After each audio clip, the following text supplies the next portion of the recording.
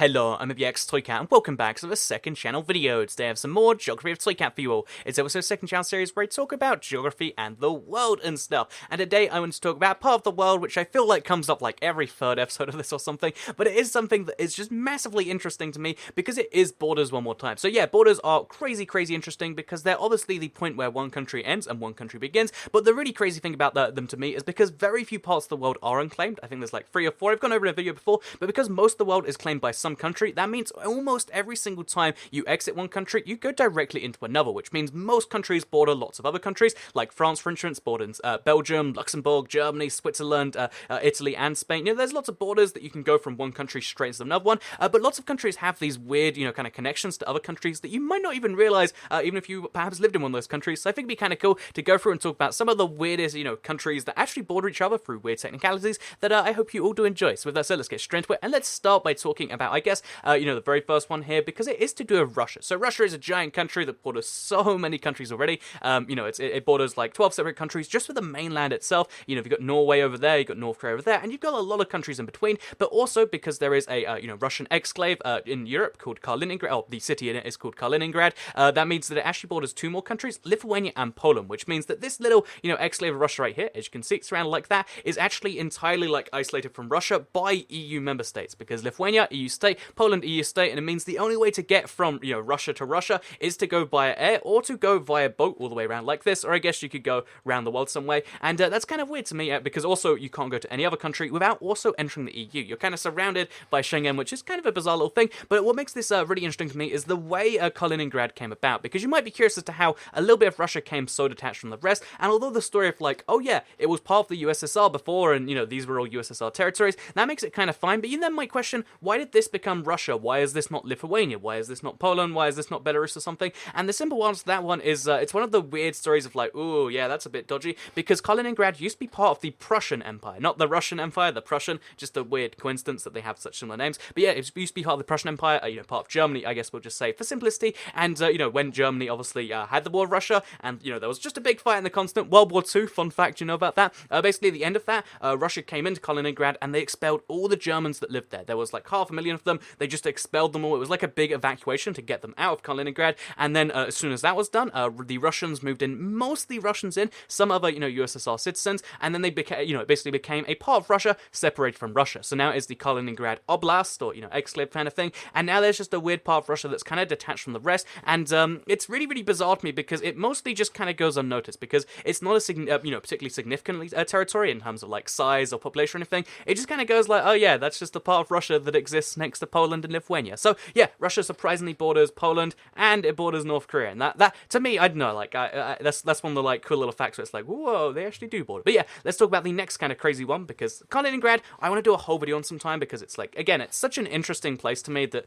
just the whole history of how this happened so recently too. But the second one I want to talk about here is Gibraltar. So Gibraltar, which is this place over here, by the way. It's a tiny little yeah, I was going to say, like, ooh, maybe tiny is offensive, but I don't think anyone in Gibraltar would be like, no, we're pretty big, actually. This is the size of Gibraltar, as you can see. It's not a particularly massive thing. It's, often nicknamed just the Rock, and it's a British territory on the southern tip of Spain, which means that Spain and the UK, because it's a British overseas territory, it's not like a full part of the UK, but it kind of is. To put it simply, like, on the referendum on the EU, they actually voted too, because Gibraltar is, like, tagging along with the EU for the EU membership thing. It's a really messy thing, because it means that even though, again, the EU, let's just, like, leave that to a side for a second, 97% of Gibraltarians voted to remain, and obviously you can imagine that border's going to have to, like, there's going to be lots of weird complexities with Gibraltar and the UK exit, and basically as a result of that, there's going to be some weird, like, oh, Spanish trying to get the whole thing in, because obviously the UK owning this point is very valuable. If you don't know, the reason that Gibraltar is owned by the UK, the reason that Gibraltar is wanted to be owned by the UK, and Spain is very upset about that, it's not just because it's a random bit of rock that has some territory. There's also a few thousand people living there, and also it allows them, the British, that I should say, control over this strait right here, where the Strait of Gibraltar, as it's funnily known,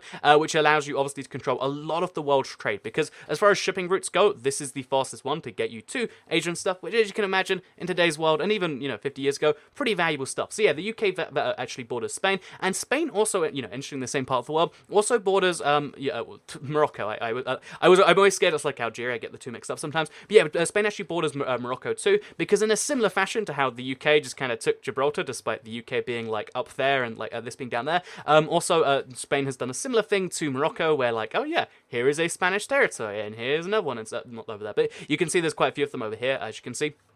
There's also a bunch of rocks they've taken over. There's a few fascinating videos you can check out if you want to learn exactly about those, because it's mostly just like, oh yeah, Spain took these and they don't really want to give them back, and in today's world, that's a roughly acceptable thing for Spain to do, and as it turns out, yeah, that's basically how this happened. Spain now has, Spain borders Morocco, which you might not think that's surprising, but there is no direct connection. It is a straight still, but literally direct land border, connecting Spain to Morocco, which I found to be kind of surprising when I first learned about, and maybe you did too, or maybe you already knew and you're like, oh, Toycat, these are all simple stuff. But maybe you didn't know that France actually has a lot of overseas regions. So, France, owns like Mayotte and Reunion. It owns a lot of these different countries, but it also, owns a part of South America, which means that France and Brazil actually share a border, because French Guiana, even though it sounds like its own country because it's over here on a different continent, like most maps aren't prepared to take account for the fact that France there, France also here. So this is French Guiana, which is actually just a region of France, kind of the same way that, this island over here is the region of France. Yeah, that's exactly just how this happened right here. So, yeah, French Guiana is the, it's a French part of South America, and it means that France and South America share a border. In case you're curious about this place, it's not actually massively notable. It's like, it's only got 250,000 people living there. It's one of the least densely populated, like, major countries, or major, regions in the world, you'd say, because it's not its own country. And the capital is called Cayenne, which is where the pepper, which I think is like in Frank's Red Hot. I could be the pepper's not too important, but it's a really famous pepper, the cayenne pepper, and also the cayenne pepper is, or the cayenne is a name of a Porsche, I believe, like a really famous Porsche, and also Cayenne sounds suspiciously, but not totally, like the capital of Wyoming, which is Cheyenne. Which, for someone who doesn't know their capitals of Wyoming and French Guiana, you could just lie to them and say that those two things are the same, and they might just believe you. So yeah, there's your fun facts about France, which borders Brazil, as it turns out. Next up, we have the US having a direct land border with Cuba. So I'm gonna like stay as far away from this as I can, because I know it's like one of the most controversial things in the world,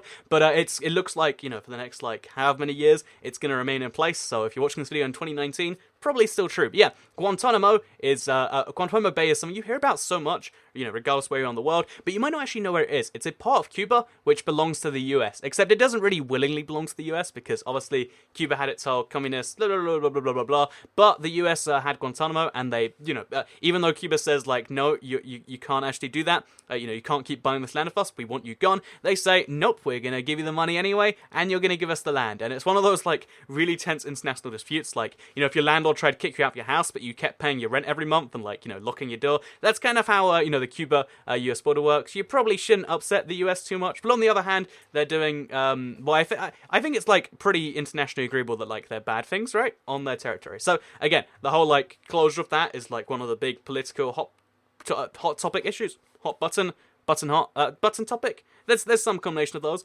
and I'm gonna stay away from that side of things, because whatever, it's not even important to the geography side of things, I guess, but that is why there is a border there. It might close at some point in the next like 50, 100 years, but for right now, it's just one of those weird oddities where like, oh yeah, there's a part of the US on Cuba, and we like to pretend that it's not really part of the US, and that is a weird little oddity about the US's borders, which, by the way, as a fun fact, if you don't know about the US territory size, Puerto I'm always like tempted to say it like Puerto, like, but Puerto Rico is how most people actually just say it. Puerto Rico is over here too, which is part of the US, and so are like a bunch of islands, obviously there's Hawaii there, but there's also like Guam, really close to countries that you might not realize, but they're not direct land borders, like this next example, which is actually to do with Antarctica. So in one of my videos, I accidentally called Antarctica Iceland, because like I was looking at it, and as you can see, it's very icy. You can see how the mistake was made, but like, yeah, in case I misspeak and I say Iceland, I know it's Antarctica. I'm just misspeaking if that happens. But let's just hope that doesn't, because Antarctica is one of the most interesting areas on the Earth. So, like I said before, there are very few places on the Earth which are unclaimed territory, and Antarctica is technically one of them. But most of Antarctica isn't unclaimed, even though everyone on Earth, so there was a big treaty, again, signed by pretty much every country, where every country agrees that, yeah, Antarctica's neutral territory, but because of a weird provision in the treaty, no one actually agreed that they, to renounce their claim. They all agreed that no claims were valid, but also didn't get rid of their own claims. So even though, no one can own Antarctica, in spite of this, lots of people own Antarctica. So here's what a map looks like, which is kind of hard to understand what I'm about to say. So in this simple example, let me just say that on Antarctica, there is a border between Norway and, there's a border between Norway and Australia, which looks like I said Australia, funny. Australia, Norway and Australia, which looks like this, as you can see, which is really, really bizarre. The fact that, Norway borders the UK and Australia borders France, and there's just all these weird kind of oddities. And also another oddity is lots of these claims overlap. So Chile's claim overlaps with Argentina's claim overlaps with the UK's claim, and all three claims overlap in this little bit over here for no particularly good reasons. And in spite of that, in spite of all those claims which overlap for bizarre little reasons, there's also this bit here where everyone's been like, nah, we won't claim that. And also, the US is reserved the right to claim it all if they want to. So yeah, lots of countries border each other through their claimed territory. And the cool thing about this is because Argentina, this country over here, just to be 1,000% sure we're talking about the same place, actually was so keen to assert their sovereignty over it. Yep, this is definitely ours, because it's actually not too far away from Antarctica. Sorry, if you look on a map, it's a little bit easier. So they really wanted to show their sovereignty over it. So they actually sent some people over just to be born there and say, look, people were born on Argentinian soil, they got Argentinian citizenship, and although no one recognizes it like it's an international island, it's one of those petty disputes in the world, but not quite as petty as this last one, actually, because this last border that you might not realize is a really, really bizarre one that you might have even heard in meme form at some point, but if you saw it in an image form, it's not very accurate at all. But it is actually a border between Canada and Denmark in the northern hemisphere. So yeah, you might be like, Canada? Denmark? How do they border each other? Well, it's to do with Greenland. Greenland is, of course, a Denmark territory. It's like its own almost country. It has home rule, but the Danish government sends over the vast majority of the funding that is on the island. So they kind of want independence, but they kind of don't. Look, there's a long story behind Greenland, but it's like a quasi country. Quasi. Let's just call it quasi country. Let's like that. And because Greenland and Canada come so close, and for the record, when you go this high up and down, you kind of have to use a spherical map to get rid of the Mercator bias, because otherwise you're not going to understand. This is the true shape of Greenland, the true shape of Canada's massive islands. But the funny thing is because they come so close, the territorial waters, which extend some number of miles out from your thing, actually overlaps between both Canada and Greenland. So it means that this island right here, or it's Han Island, which I always lose it on a map. I think it's this one. Yeah, it's this one right here. As you can see, this island right here is actually within both of their claims. It's within the number of miles from Canada. It's within the number of miles of Denmark, and it means that both of the governments kind of get a little bitter about it. And again, the thing you might have heard of, because this is one of the friendliest disputes in the world, it's still a serious